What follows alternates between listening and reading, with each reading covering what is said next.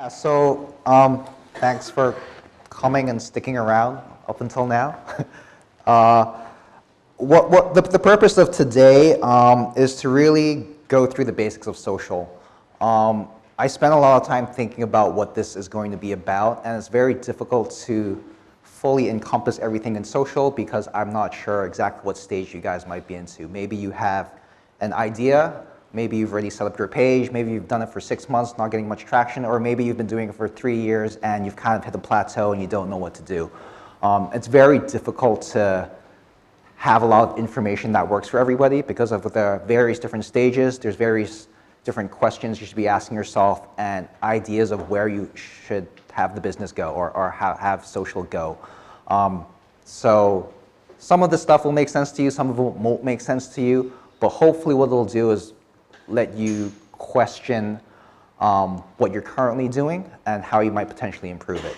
If you have more very specific questions or things you think that only apply to you, just come ask me afterwards or grab a name card and email me after. Happy to answer whatever questions you may have. So just a bit of background about myself. So in the past 10 years or so, I've been working in various advertising agencies and in-house, working in below-the-line advertising, above-the-line advertising, digital, and all of social stuff. In the past 4.5 years, I was working at the NBA, the basketball league, so one of the biggest social platforms in the world. So at the time of leaving, we had about 35 million followers on Facebook, 25 million on Instagram. We had over 1 billion connections to people through our various accounts, through our league accounts, team accounts, player accounts. So as you can imagine, a lot of people. And I was in charge of managing all of Asia, which again, also a lot of people.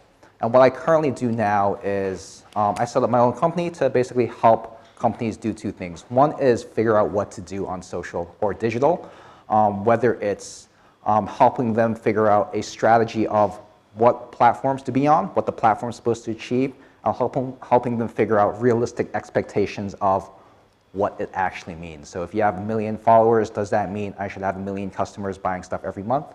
No, but this is what you can probably expect.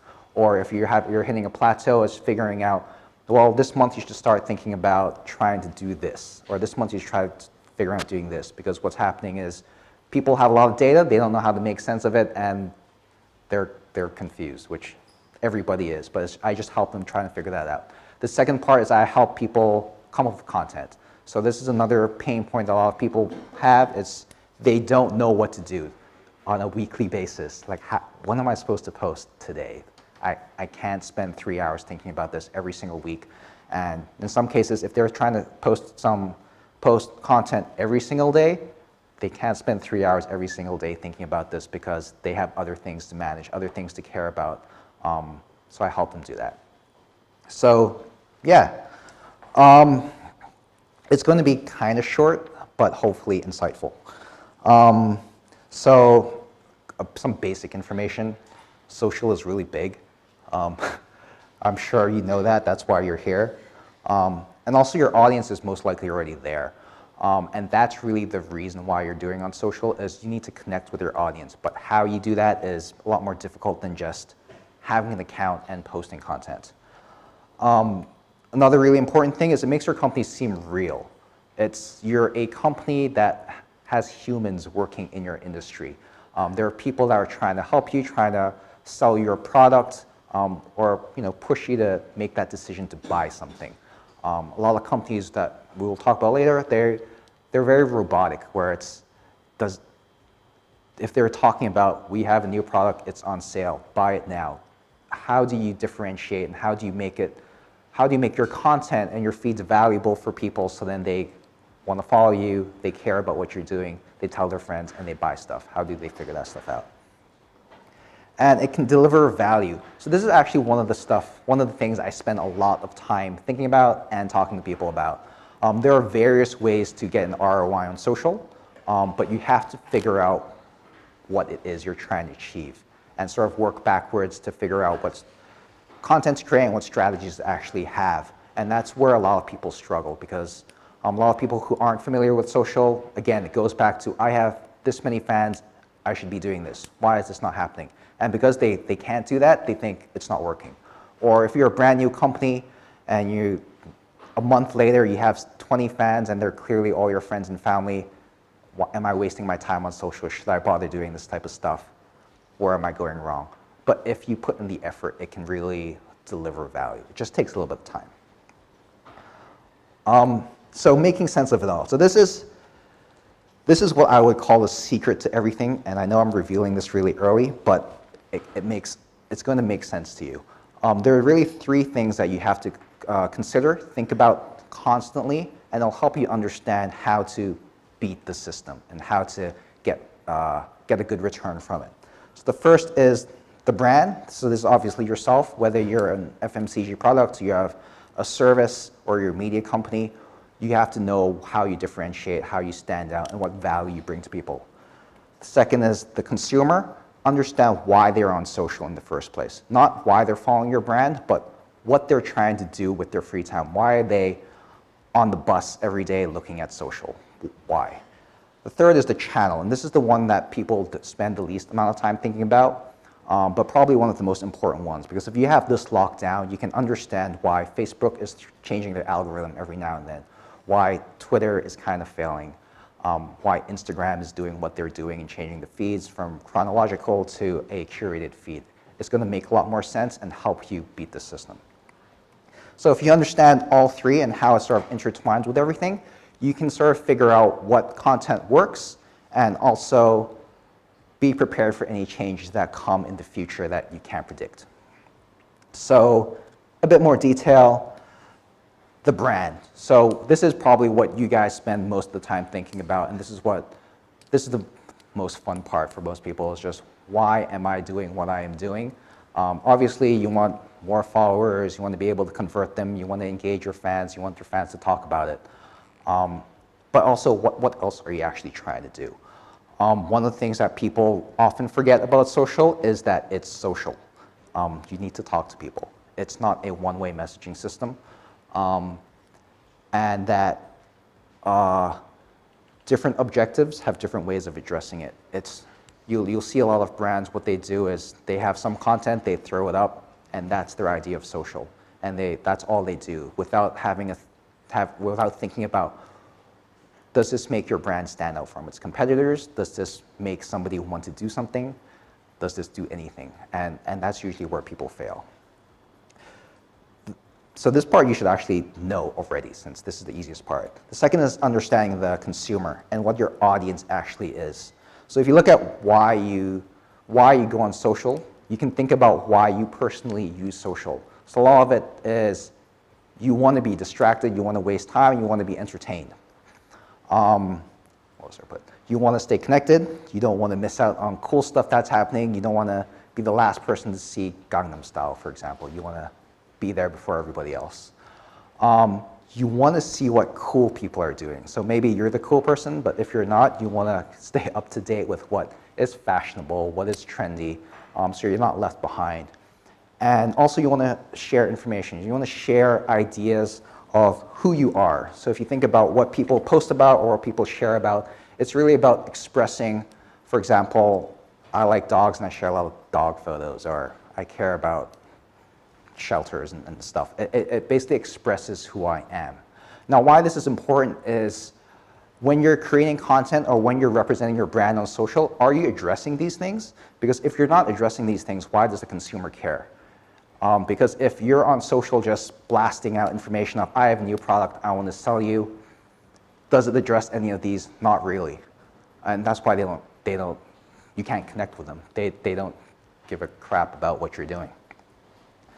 The last is the channel. So this is like a Facebook or an Instagram or a Twitter or Behance or whatever digital platform there is where people gather. So you have to understand why they're there. One is they want to make money. And how they make money is they want to appeal to advertisers. And what advertisers want is information about the consumer, the people that are visiting the site, ideas, facts that a lot of people are visiting the site, and they're spending a lot of time visiting the site. Because if Facebook is able to prove 1 billion people are using Facebook on a daily basis. They spend 27 minutes on average on our platform compared to 12 minutes on Twitter or whatever the numbers might be. Then brands are more willing to pay a little bit of money to spend time on Facebook or advertise on Facebook, and that's how they make their money. The platforms are also trying to understand what the consumer wants to do, what keeps them interested, and how to be better than other platforms. So why this is relevant is when you look at every time an algorithm changes, the news is usually, oh, Facebook is screwing us. They're only showing our content for 10% of the people. But the reason they're doing this is because they need to make sure that the content you see is content you want to see, or they want to guess that the content is the content you want to see. Because if you're on Facebook and you see that most of the content is garbage that your parents are posting and you don't really care that much about it, then you're not going to go back on Facebook as regularly, or you're not going to stay on the platform as much. And all of a sudden, their advertising dollars are going to fall. And that's why they have to put in changes in the algorithm to help protect these brands. So as a brand, if you're creating content that is able to connect with the consumer and is relevant and Facebook sees that, then no matter how they're changing the algorithm, they're going to help you because it's relevant for the consumer and it keeps the consumer coming back. This is why if you have, if you're posting links to a website that is slow, or there's a good a high bounce back rate where people are returning quickly, Facebook can recognize that and they'll start showing your content to less people because they think you're sharing bad content. Or you're driving people away from the site and they're clearly just closing it because you're implementing a lot of clickbait. They're going to start realizing this, and that's why they show your content to less people. But if you're constantly delivering value for people that people are engaging with, sharing with people, then they're going to be a bit more lenient with you, show your stuff to more people. And this is really evident in brands that are doing it quite well. You'll see certain brands, you can see the numbers, and you'll see some people only really engage with, they might have 1 million followers, but they have 3 comments or 2 shares for each of their posts. But you might see another page with 1 million followers, but they'll have 100 comments and 100 shares. And over time, this one is going to keep performing better because Facebook recognizes that they're actually creating content that people care about, and people who see their content on the site stay on, or on Facebook, stay on Facebook, and that's why algorithms matter. And if you're able to understand this and create stuff that works, basically understand how everything intersects with each other, you're going to be fine. It just takes a bit of time to read up on everything and figure it all out. So the next part I'm talking about is subtle differences in things that might seem very similar. So I mentioned before, a lot of brands on Facebook, they basically find any content they can that's slightly relevant to their brand and post about it. And they expect results, which doesn't really work. So how does that really look in reality? Sorry, assessment. So I've put a couple examples up. And the purpose of this is really to show what you should be thinking about. So let's assume for now that everything I show, they want more fans, they want more awareness, and they want to convert more. But how is that different? So 2 examples I like to bring up is commerce. So one company, Company A, they are selling digital products. So they have a shop online, and they're just trying to sell as many products as possible. They don't really care where the people are coming from. Whereas Company B, let's say it's a coffee shop or a brick and mortar shop, they don't sell stuff online. They have a local destination and they want to drive people to the store. Why is that different? Why would you create content that works slightly differently? So some things that are quite similar, I mean, it seems like common sense, but a lot of people don't get it, is, increased brand awareness following social proof support tool. Everybody understands that. But the key difference is for an e-commerce company, they want to increase web traffic ultimately because they want to get as many sales as possible. Whereas a brick and mortar company, they don't really care about that. They're not making any digital sales online. They need to figure out how to get more foot traffic into a store. Similarly, where the sale actually takes place. This really affects what you're currently doing because if you're selling stuff online, as long as you make the sale, it doesn't really matter. But If you're a local company, it makes a huge difference. And the last part is building that database of a relevant database. So what I usually like to argue with people a lot is, let's say you're a local coffee shop, it doesn't matter if you have 1 million followers, if a lot of the followers aren't even from, let's say, Hong Kong, because that you don't actually convert them. And it doesn't really matter if your regulars follow you on social, because is that going to affect their buying decision? Probably not. So if you spend a little time thinking about these subtle differences, you basically start approaching social in a slightly different way and try to achieve slightly different things. For company A, data is basically everything that you're trying to go for and you're trying to convert. And if you're able to do that, you can see your return on social. Whereas for something a bit more complicated, like a coffee shop, you have to start understanding what the data potentially can mean and potentially assign proxies to it to figure out whether you're getting an ROI on your investment on social.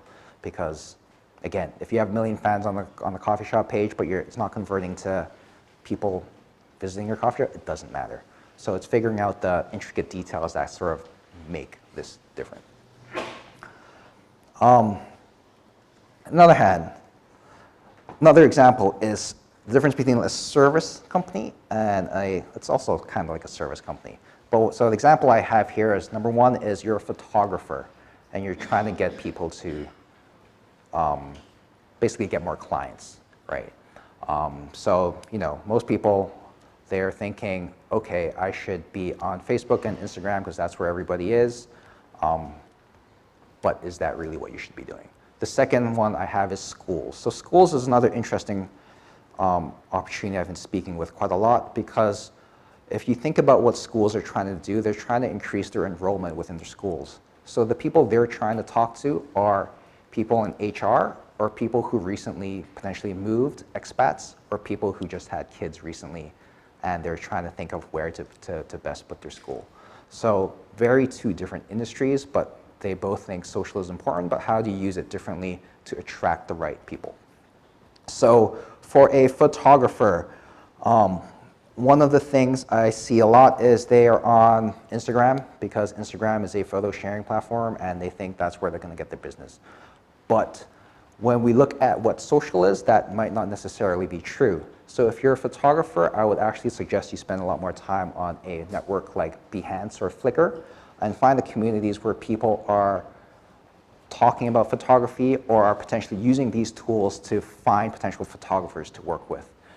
The reason for that is Instagram is a very cluttered space, and it's very difficult for a photographer to stand out because there's so many photographers already, and there's so many accounts that are basically just aggregating content. It's very difficult for you to grow.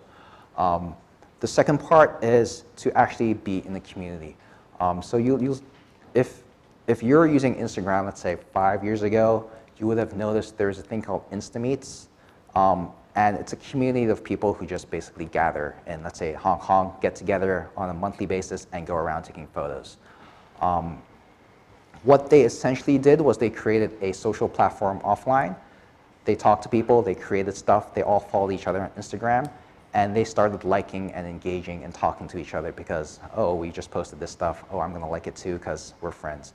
What happened was these people started growing on Instagram, and there are a lot of the people that are Insta-famous now, where they have, say, 40 to 80,000 fans, and they're getting jobs because they figured out early on where to find the communities and how to stand out and how to show their value. And now they have a lot of followers on Instagram. The reason I bring something like that up is social needs to be social, and you need to use it as social. And that's a huge issue I see with a lot of companies.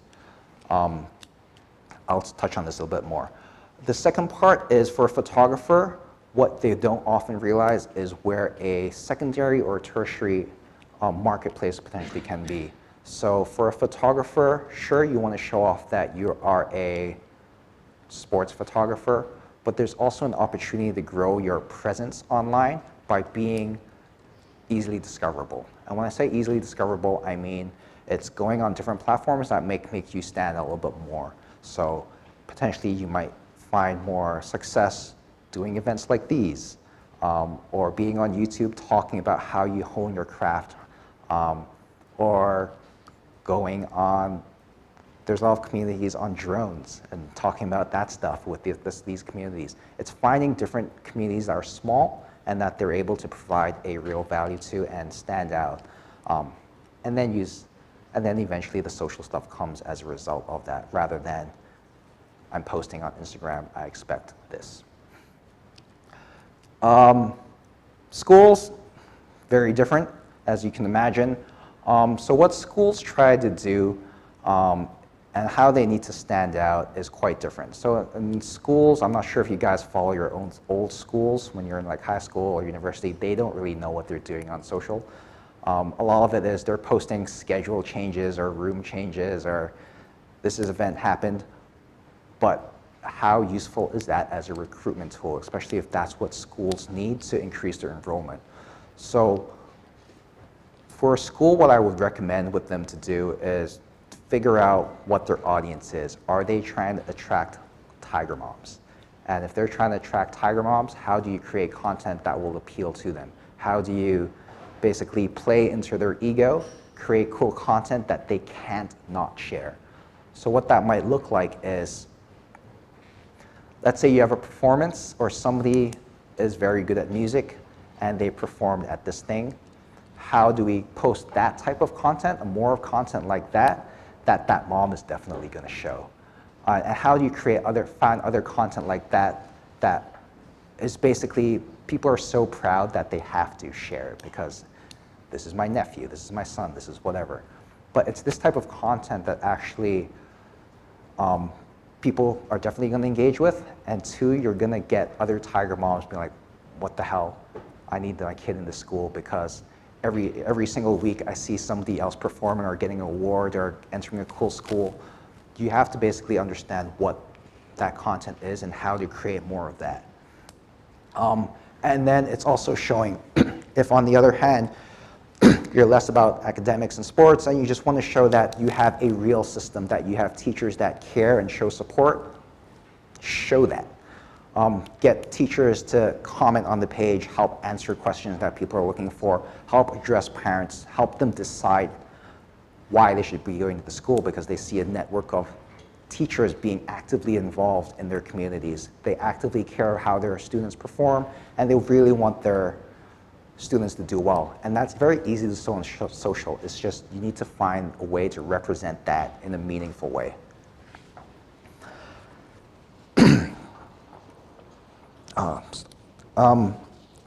So the last thing before I move on to this next part is social is not the be-all, end-all of everything.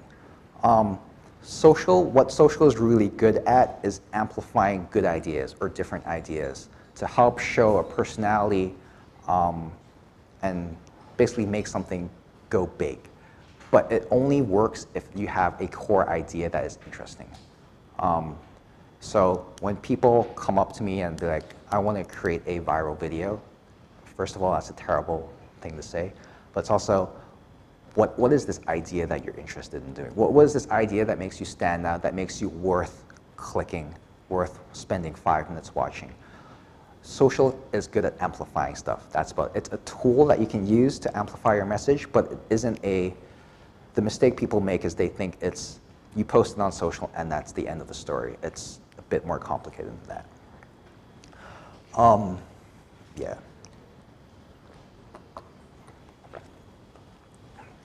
So next part I want to look at is different stages that you might be on social. What I want to get into here is what things you should be thinking about and be aware that you might be in various stages or a combination of stages, and that's quite normal. So if we had to break it down to 3 things, it would be you're either trying to grow, trying to engage, or trying to convert. Very likely, again, it's a combination of these 3, but you have to be quite clear. Somebody should be able to figure out quite quickly what you're trying to do just by looking at your data. So if we look at growth, the first one, pretty basic. What you're trying to do is increase your followers, increase your reach. And you need to be basically tracking the data to understand whether what you're doing is successful or not. Various ways you can do this. Come talk to me afterwards, because tactics really depend on what your industry is. But in general, stuff that works is working with people with much larger accounts than you, which isn't actually as difficult as it sounds. Promotion giveaways always work, and understanding relevant hashtags. So this is something I like to speak about a lot. It's finding hashtags where you can win. So there are a lot of hashtags out there. And hashtags are a very important tool for discovery, but most people don't use them properly because they don't know what to look for in the hashtag and how they can actually win this hashtag. So if you look at Instagram, for example, if you click on a hashtag, what you see is the top posts for that hashtag, and then just the feed of content chronologically. So if you're on a so what happens is Instagram figures out what the top content is for the past, I think it's like 12 hours, and they'll post it on top, and then they'll keep it up there until it drops away from that 12-hour period, and then you fall back in the chronological thing.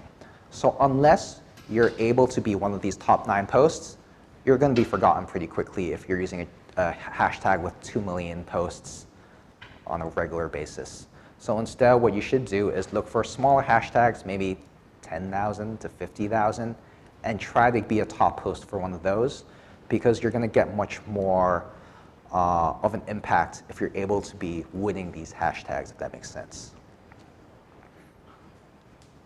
Yeah. We can talk about this more afterwards if you're interested. Next part, engagement. Basic metrics you should be keeping track of: shares, comments, mentions, likes. Really depends on which platform you're using. This is an interesting part. So this is, depending on what you're currently doing and who you're answering to, this is probably the most important part of social data tracking in terms of understanding whether what you're doing is successful or not. And the reason is people have sort of graduated past the understanding that the more followers you have, the better, and that's the end of data. They're starting to understand more about engagement, and understanding that engagement that is good leads to better numbers overall. So I was mentioning before how, let's say, a brand needs to understand how a platform works. If you're able to increase your shares significantly or your comments significantly, your brand is going to continually grow organically. But if these drop dramatically, then your brand becomes quite stagnant and plateaus. So these are probably the most important data that you need to track and make sure is growing on a consistent basis. The tactics I've put here is really, you need to use your audience as much as possible. You basically want to minimize the risk as much as possible and post content that you know is already going to work, because this will play in your favor. So if you're asking questions about your audience, about whatever, if you get an answer, use that answer to help develop more content. There's a lot of brands, what they're doing is they're asking for the sake of asking, but they don't care what you say. They've already made their decision a long time ago. They're just pretending. The second part is, again, it's similar to finding the relevant hashtags. It's target segments of an audience that you can win. So if I go back to the NBA, if I'm posting content about a specific team, I will only target that team, because I know the chances of them reacting to it is much higher than if it went to everybody. So you just have to be careful, because again, this stuff plays into the algorithm and the way that the content is shown, so it just helps minimize risk and helps increase your success rate. Last part in terms of conversion is, in terms of stages of growth, is really conversion. This is where people, if you've been doing social for a while and you're questioning whether you should continue doing it, they'll get stuck on this part of, am I making money? And this is the stuff that you should be keeping track of. So the people that actually clicked your website, people that are bounced off the website because they don't find it relevant, share of overall traffic from your website, and any leads that you're able to generate. Obviously, there's money as well, but I'm assuming you're keeping track of that already. The stuff you're tracking here is very important because it basically tells you information about what you're doing on social makes sense, and you're speaking to the right people, and they're converting in a reasonable rate.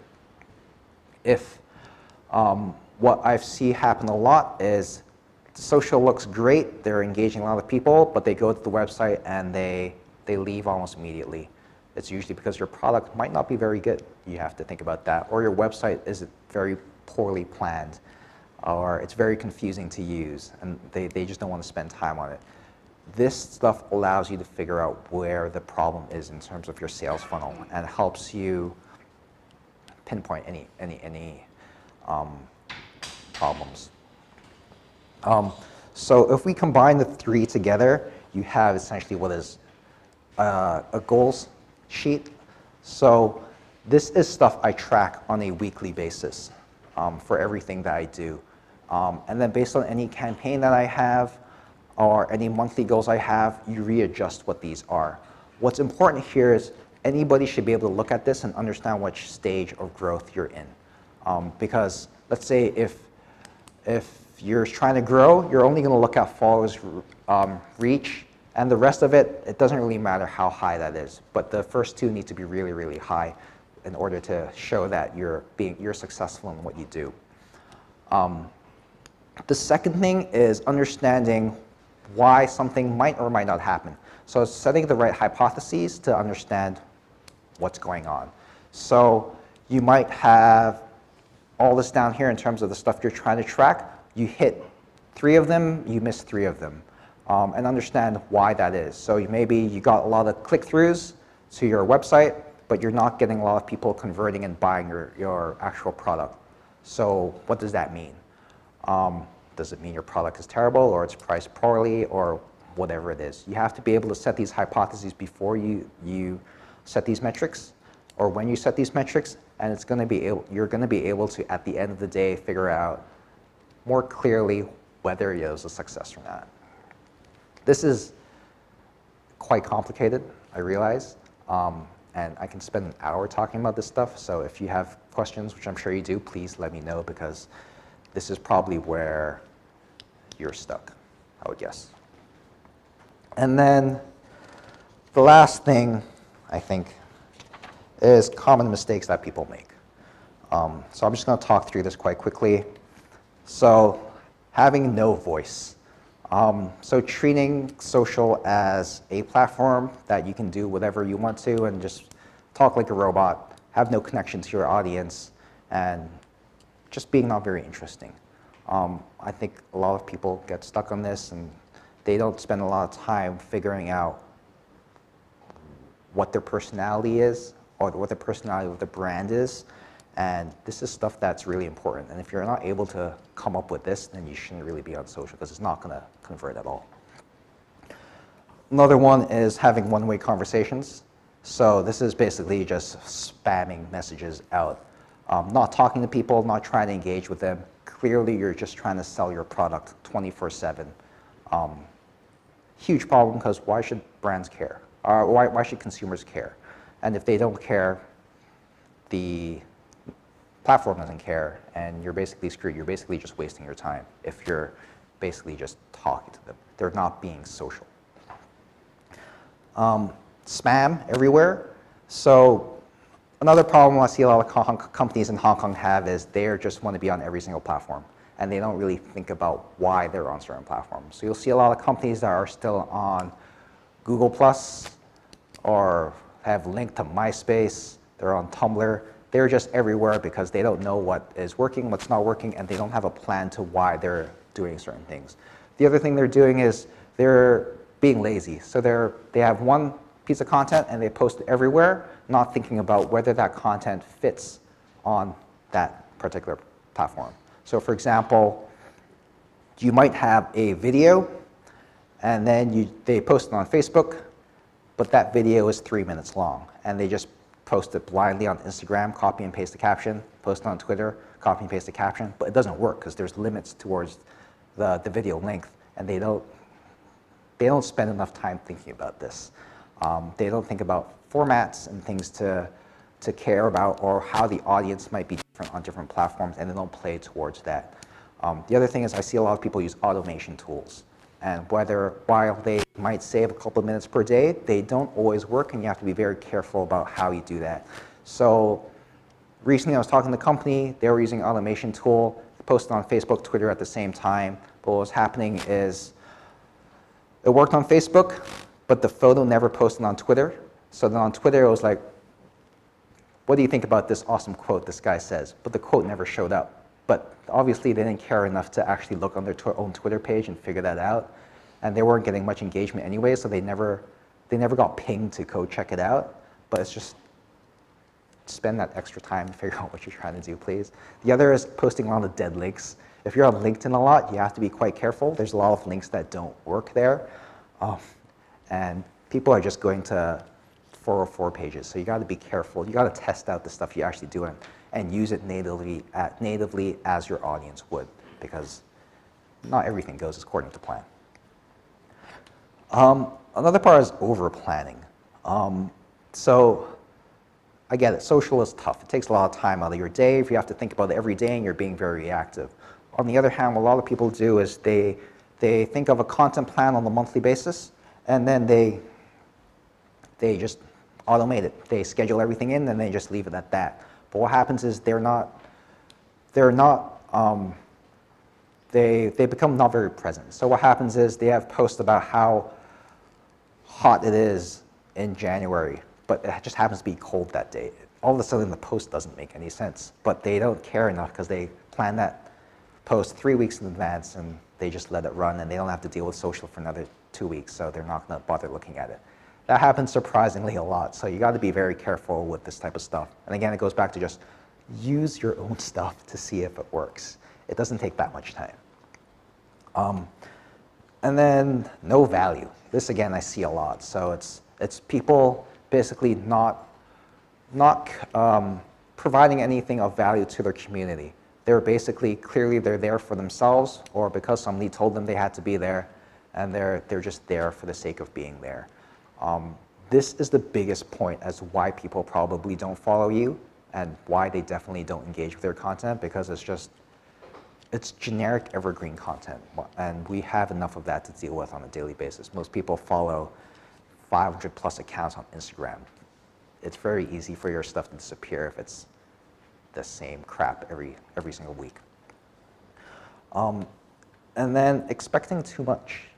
So this one is really about they think they should get a huge ROI on what they're doing, or they start posting about promotions or gift codes, and then all of a sudden they expect people to come in. But the thing is, why? I mean, if you're not providing more value to them on a daily basis, why do they care? Why should they support what you're doing? A lot of the most successful brands out there, they're just providing free content for people on a regular basis. 99% of the content might be free, and it's just that 1% of the time they start asking for money. But people, because they engage with you, they know that they're getting a lot of value from following you already. They're more susceptible to actually paying the $5 or whatever it is. So it's finding that balance, but also understanding that these are people. Treat them like people, treat them like a community. Social is a community. Be social, talk to them, understand them, and then you're going to get some value out of it, rather than I only care about you for that dollar figure. So I put together a few points as to how to become successful in social, not knowing how things are going to change. So what I mean by this is I don't know what the Facebook algorithm is going to look like 6 months from now. I don't know if any platforms are going to pop up or disappear in the next couple months, or there's a cell phone shortage and nobody has phones anymore, whatever it is. But this is, if you're able to follow these points, you're going to be successful in social. So create value, not for you, but for everybody else. If you're able to create value for people, it gives them a reason to care. And if you don't create any value, then they don't care. So if you look at after this, spend time looking at social and think about the stuff you like, you don't like, the brands you follow, you decide to unfollow. You'll slowly start to see if there's a value exchange where they're constantly giving you stuff and you're either being entertained all the time, or you're getting information faster than everybody else, or whatever it is, you care about them. But if if they don't do that and they're posting generic content, you don't really care about them anymore. Create a community. So use social, be social. I'm assuming a lot of the people here are newish companies. Actually talk to your audience while you're very small. In reality, it sounds like a lot of work, but you're only going to get 10, 20 comments a week. You can take the 5 minutes a day to look at it, respond to people, and talk to people. It doesn't really matter what you're doing. You're going to find a lot of value in being part of the community. So a lot of the work that I actually get, or a lot of the leads I actually get, is from me commenting on stuff rather than creating content. I'm not sure if any of you use Medium, but I create content on Medium, but I found I get 3 times more reach and engagement if I just comment on stuff and I don't bother posting anything at all. Because I'm spending time reading their article, thinking of interesting things to talk to them about, ask them about, and then I get conversations going. You have to actually use social as a social person would. Assess what you're doing. Don't blindly just do what you're doing and think that's going to work. Social is an ever-changing thing. I spend an hour to 2 hours every single day reading up on social because it's constantly changing, and I'm always trying to find ways to get better, to improve my chances of winning. Don't do things just because it's always been done this way. This is one industry where it definitely doesn't work if you do it that way. Understand that it's difficult. It's very hard to go viral or have a successful page. But understand that it's hard for everybody. It's not just for you. So when Facebook changes the algorithm and they show your content to less people, they do that to everybody else as well. So understand that. And what's important to understand from that is also, you don't have to be the very best. You just have to be better than your competitors. And that's usually not as hard as that is if you think about it in that perspective. Monitor what you can, but understand, some things are just out of your control. So understand that data is very important. I understand a lot of people don't have the time to sift through data or understand what the data is. Collect it first and spend some time just looking at it. You're not going to see patterns right away or things that will catch your attention, but slowly you'll start understanding where little spikes might happen or what might be relevant. Or you send it to someone like me and I can see it quite quickly what you should be concentrating on. Test some more. This is probably my favorite thing to do on social. So I'll bring an example in here. So about a year and a half ago, when video was becoming much bigger for all the social platforms, we were thinking of ways, how do we stand out on video for the NBA? We know this is a good piece of content based on the historical information, but how do we make sure that it works well, and how can we reuse that content? So one piece of video, it might be a 30-second clip of a highlight dunk. What we would do is we would post it as it originally is. We would crop it in the square format, repost it, see if that helps. We would put bars on the top and the bottom to make it a slightly different format, but it's essentially the same video. We will put a front tag on or an end tag on. We will put a call to action. We would try all these different things and essentially create 8 different videos based on that one video and test the hell out of this stuff to see what works and what doesn't work. What you'll find is one thing might be 0.5% better, and it might seem like a small amount, but if you're able to identify these on a weekly basis, you're going to be ahead of your competition in a couple of months. And you're going to continually get better and better while the competition slows down. So it's really just testing and understanding what works and what doesn't work. It takes a lot of time and effort to do, but it is worth doing. And the last one, be human. Again, I can't stress enough how important it is to have a human element and understand that people screw up, it's fine, it doesn't really matter. You have to understand for something like social, if you post regularly, 1 week, let's say people post on a daily basis, something you posted on Monday, by today, it's probably disappeared. Nobody really cares about it. So if you made a mistake, or if you decide in a week's time to repost it, that's fine, because probably most people haven't seen it, or they've forgotten about it anyway. But you just have to be honest with the way you approach this type of stuff. And don't treat your audience like idiots, because they're not. They can see stuff relatively easily. So that's really it. I have some questions that I have pre-prepared just because that is the type of person I am. But if you have more questions afterwards, please just ask me. Question 1, should I be on social? If you ask me, it's going to be a yes, probably, but I'll look at what your business actually is. Social is not just Facebook, Instagram, Twitter, WeChat, whatever it is. Social is a lot of different things, and it's understanding where your audience is and where your community is. So as I talked about before, if you're a photographer, you might want to look at different networks like Behance or Flickr, and you might get more value out of that. And having a presence on these platforms is probably going to give you a better return on your investment than spending a lot of time on the Facebook and Instagram where it's just too cluttered. On the other hand, for some businesses, it makes more sense to be on LinkedIn or being on Carousel, that secondhand storing unit, or Foursquare. It's figuring out where the right platforms are for you and standing out in these small platforms that you can win easily rather than everybody's on Facebook, so I have to be on Facebook. That is very, very difficult to win. How often should I post? Depends what you do, right? And it depends on if you're able to create value for people. If you really want to be in everybody's top of mind, you probably have to post twice a day, which for most people is impossible. I think a lot of people struggle with once a day. In the NBA, we had the opposite problem. We had too much content, so we were posting 20 to 40 times a day. You're not going to be able to do that, and that's understandable. But if you want to reach as many people as possible, unfortunately, it's posting all the content, but it's also understanding that the content has to be valuable. Otherwise, you're just spamming, and that's not going to work. Case by case, we have to look at it individually. Should I work with influencers? Depends on your industry, but usually yes. The important thing with influencers is understanding what you're trying to get out of it.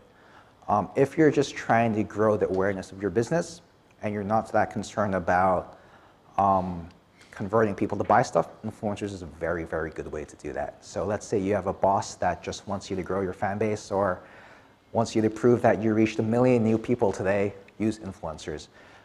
They're very easy to actually access. You can just DM them, or you can work with various agencies. It's quite easy to do. And if they're already fans of what you do, it's quite easy to get them to do stuff for free. It's not difficult. It takes a bit of work, but usually it's worth it. What's important to also think about is what that fan base is and whether that is relevant. So when I was in the NBA, I made a huge mistake of working with influencers. So we did a program. We invited this, I guess he was like a singer, movie star, and we also invited a model, female model. And what we discovered was this movie star, sure, he had a lot of fans, but they were all teenage girls who thought he was good looking.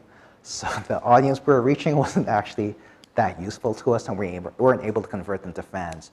Whereas the model had a lot of male fan base, and they just also happened to like a lot of sports because she was a very sporty person. And that was a lot more successful. You have to be quite careful about what type of influencers you use and spend a lot of time talking to them. They're little divas, but it's worth doing. Do I have to buy ads? No. It is helpful, especially if you're a new brand, to sort of get your name out there, but I would concentrate more on creating value for people. So creating content that matters, content that sticks with them. This is probably where you want to spend the majority of your time. Ads is great if you have a lot of money, but it's also very easy to burn through your ads if you don't know what you're doing, you don't know what you're tracking, and you don't know how to gauge whether you should keep doing it. A lot of people just burn a lot of money, but if you know what you're doing, you can get quite a good return on investment on it. How do I figure out the value of social? Depends on your company. For most people, it's just getting that money portion out of it.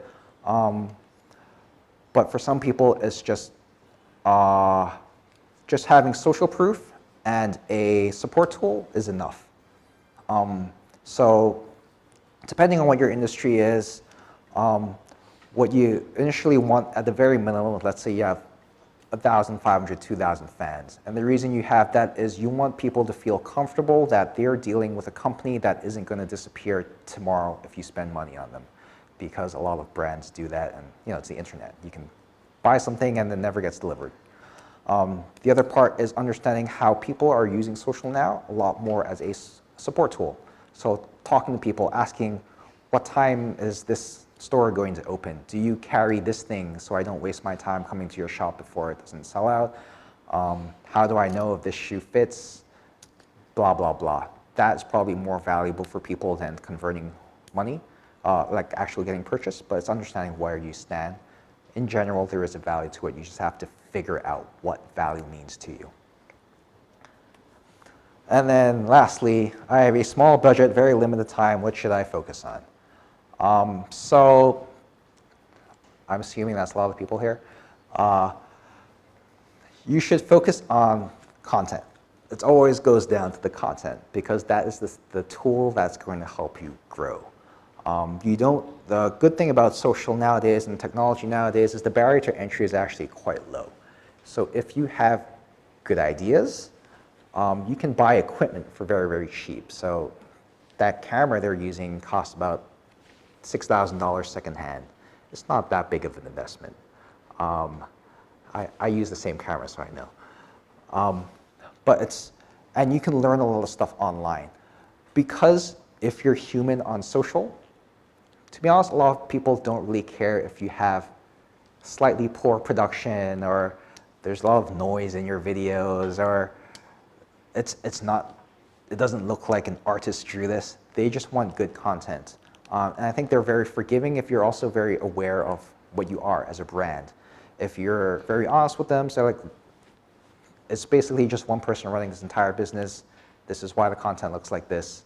The content that we're sharing is really just behind the scenes to show our human element. It doesn't really matter. Just use your phone. Focus on what you can focus on. And I think if you have more time to put in it, start looking into data. If you have more time into it, start hiring people to actually manage your social. And then you have more time into it, start putting money into it and try to grow as much as possible. But usually figure out your content, figure out what you're trying to do, and then go from there. Yeah, so that's basically it in terms of questions I have for myself. Are there any other questions that people might have? Yeah. Are there any other additional considerations you should take for B2B rather than B2C? What industry are you in? Software development. Software development. So what I would say, so social I might not necessarily look at as a company, but I might look at as, let's say, your founders or opportunities for you to stand out. So if it's about building a better profile on the LinkedIn and being discovered that way, or attending events like this, gathering people and creating communities around software development or having like hackathons and stuff and being always there, to me that's more important than you don't need a Facebook. It just doesn't make sense. But it's figuring out that type of stuff that makes you discoverable and stand out. So example I like to use, so this happened, I don't think the guy's here. So this guy was a photographer. He was looking for help on social to develop, basically increase his awareness online because he wanted to get more clients. And what he did was, he has a very terrible website. He went on LinkedIn, he asked a question.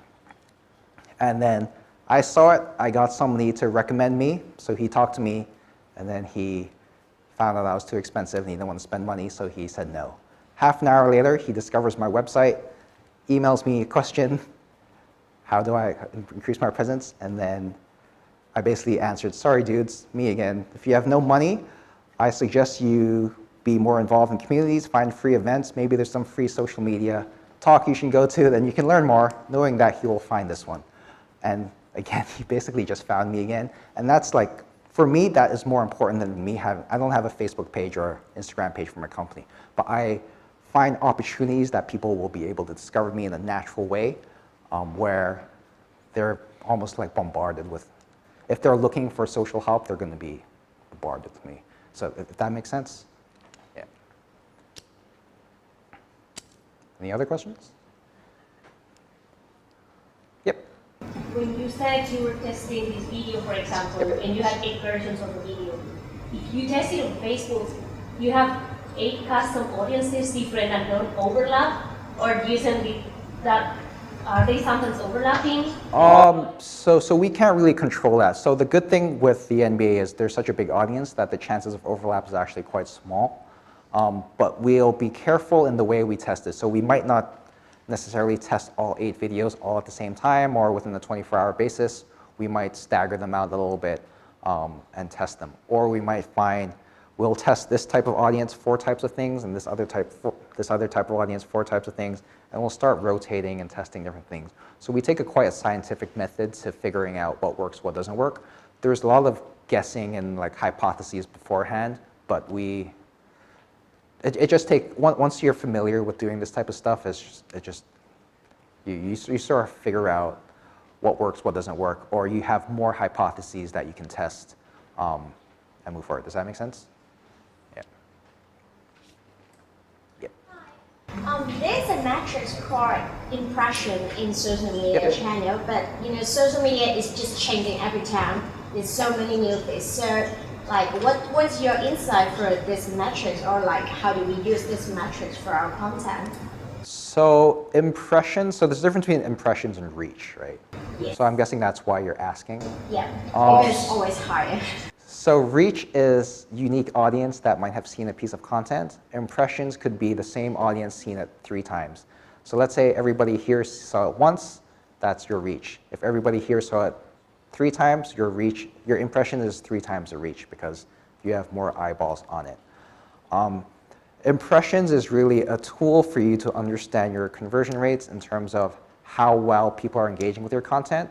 And the other hand is it's such a big number that you show your boss and they get impressed because it reached a lot of people.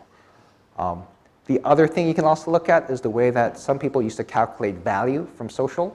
So they'll take a very traditional PR approach. So a PR approach is, let's say you got some coverage in SCMP, it was 6 inches long, this big. You'll calculate how much an ad space of that same amount was and figure out how much PR value you generated.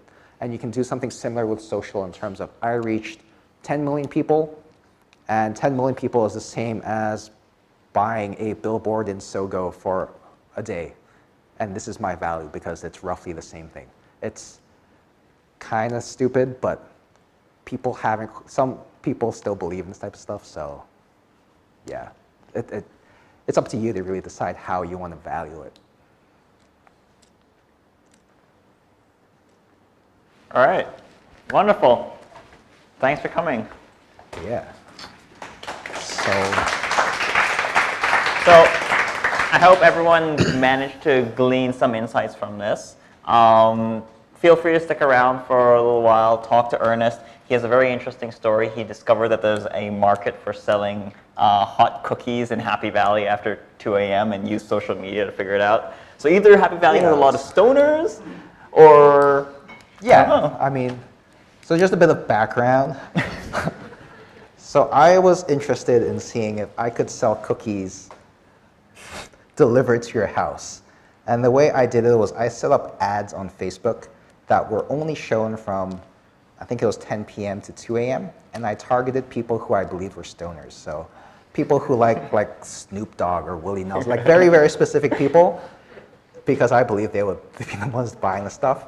And I basically just spent a bunch of money over a weekend to see, and I gathered a bunch of leads of people who are like, yeah, clearly I'll spend $100 buying 6 cookies if it's delivered to me in Happy Valley. so future business? Yeah, potentially, if I decide to pursue it. But it's a way to test the market before spending a lot of money like developing cookies, delivering out delivery system. I just want to see if the audience already existed, and social is a good tool for that. Anyways, thanks all of you for coming. Feel free to stick around. This is some